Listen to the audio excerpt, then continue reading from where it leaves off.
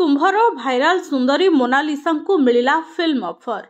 बड़ परदारे नजर आसिबे सुंदरी मोनालिसा। आगामी film the diary of Manipur रे मोनालिसा को डेब्यू कराइबाकु जाउछंती निर्देशक सजन मिश्र।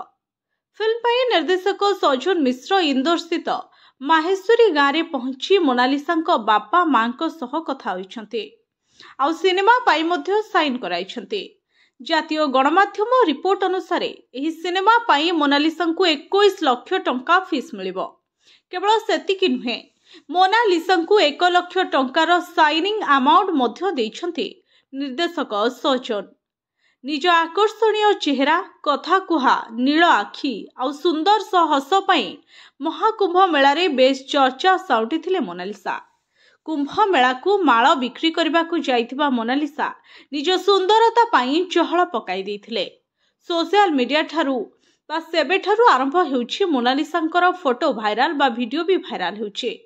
प्रयागराज को व्यवसाय करने को आसीथिबा एही युवती हुएत जानि नथिले कि राताराती स्टार पालटि जिबे। मध्य प्रदेश एक गाँव उत्तर प्रदेश प्रयागराज को आसीथिले मोनालिसा। माल बिकी 2 पैसा रोजगार पाई एठाकु आसीथिबा बेले एबे साउंटिलेणी अनेकंक फल पाइबा, ढेर सारा लोकप्रियता और चर्चा। जेतिकी आकर्षणीय सेतिकी सुंदर श्यामल वर्णर युवतींक हस मध्य मतुआला करिछि। जेउठी जेउठी से पहुंचुछन्ते तांको पछरे भिड़ लागुछि।